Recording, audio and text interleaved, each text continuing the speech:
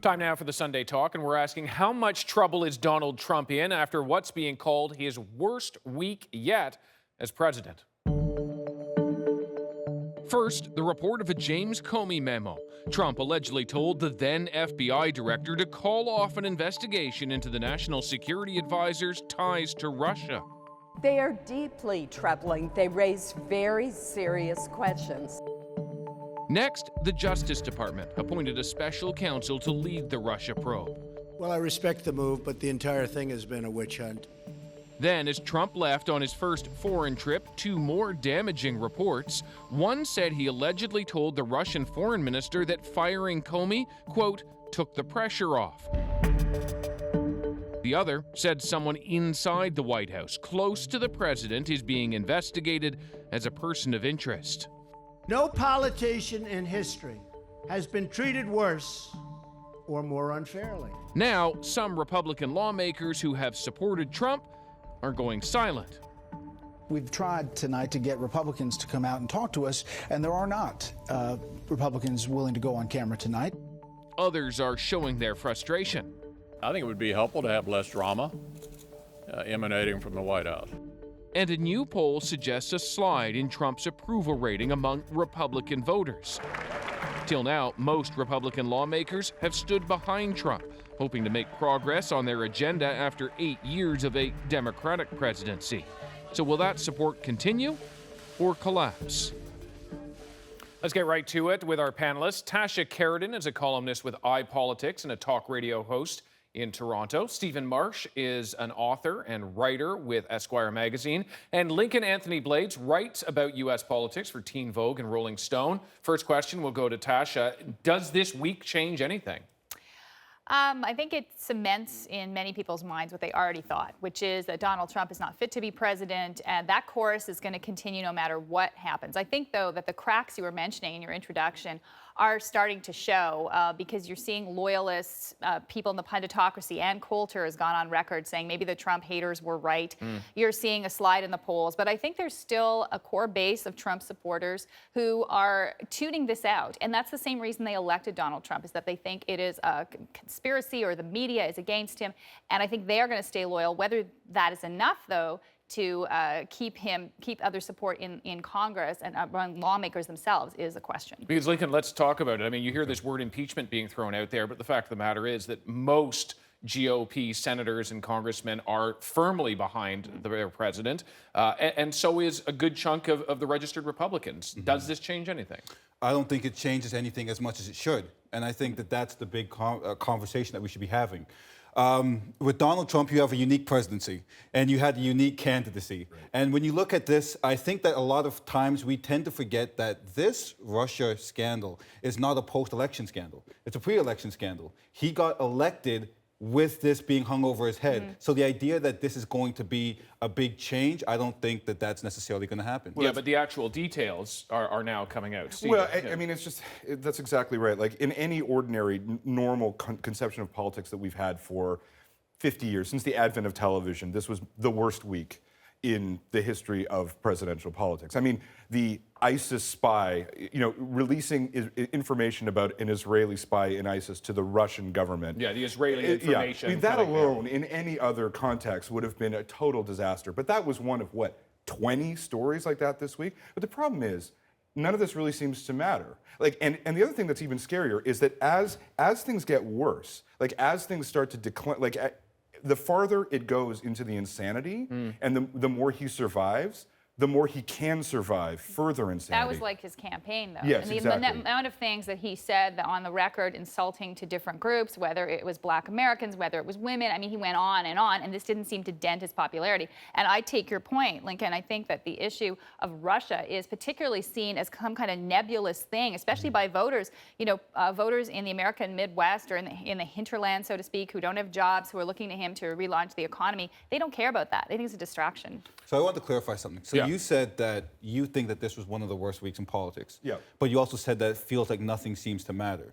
So then what's the basis for this being the worst week? How do we base that? You mean relative to? Yeah, I would say that in any other presidency, if the president fired the head of the FBI who was investigating him for treason, that would be considered totally, that would be the end of the career, and it would just simply be a mop-up operation by everyone afterwards. But the fact that he's done that, and then a week later, Ivanka is being given donations by foreign governments of $100 million, he clearly doesn't even care. He's just...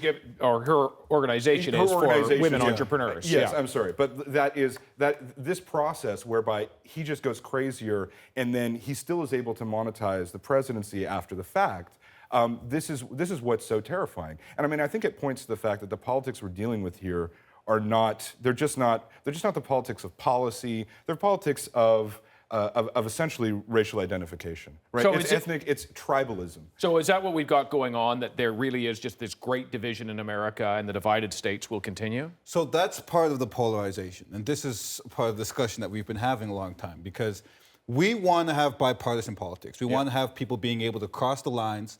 And the problem is that we are in a time where dehumanization is on the ballot. What do you mean by that? What that means is that I can't cross the line to speak to you and have a real conversation with you when I feel like my humanity is at risk by your policy. See, me and you can have a discussion about how can we drop house prices in Toronto. That's fine. We can talk about that. But if you want to have a discussion on whether or not I deserve civil rights, and that's your policy position, we can't traverse that gap with a simple conversation about politics. But I think it goes even further. It's not simple racial identity. I think it's also, you're seeing this around the world, is a rejection of the political class writ large and political elites. And you've seen it in Britain, you've seen it in the United States. You saw it to a degree in France, even though Le Pen did not win. But the winner was someone who founded his own political movement just a year before, Macron. And you're seeing it even in Quebec, interestingly enough, polls showing that the established parties are not doing as well to the benefit of the not established parties. And that anti-elitism, Trump incarnates that for good or ill.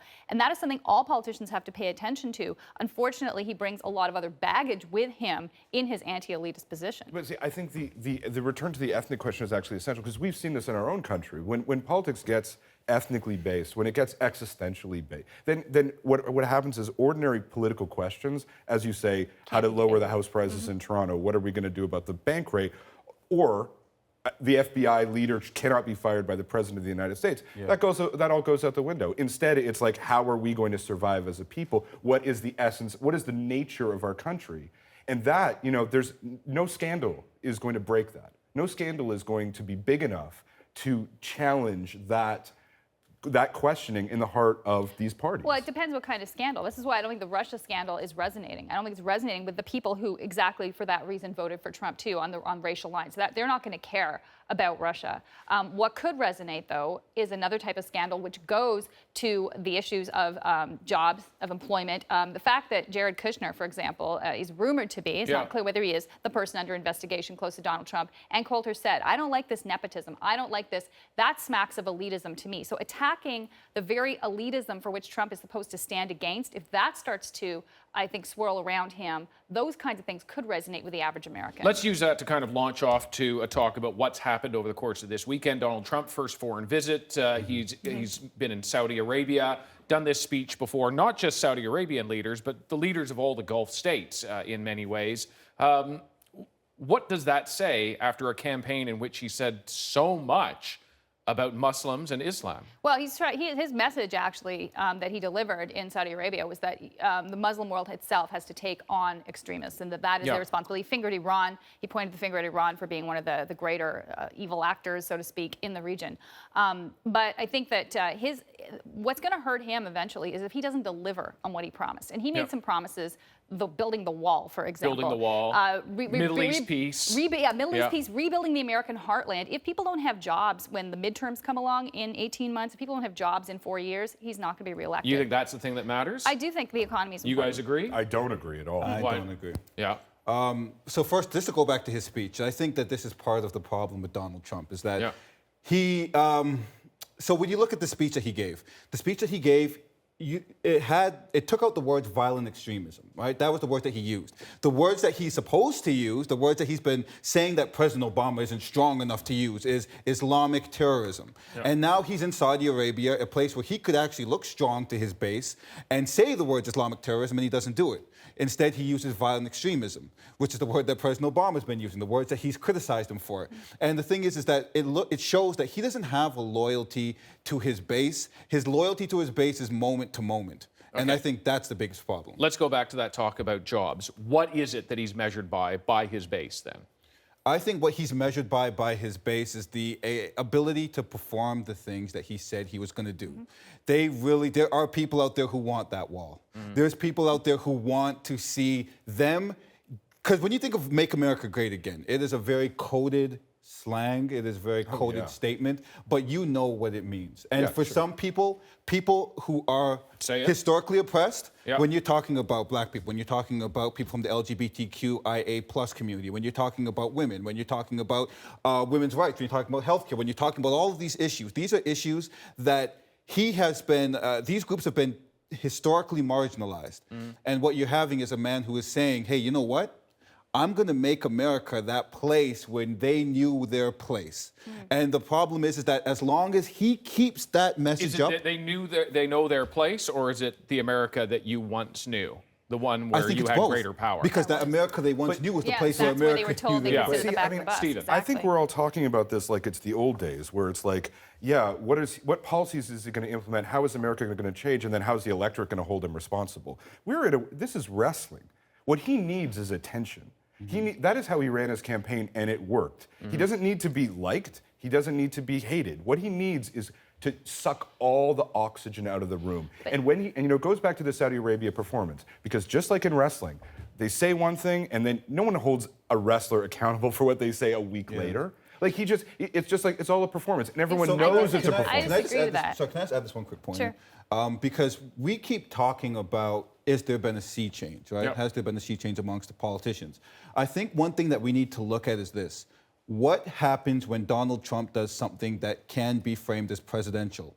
What happens to these scandals? See, for me, I think that since Trump has come in office, America has been down for so long that anything looks like up to them.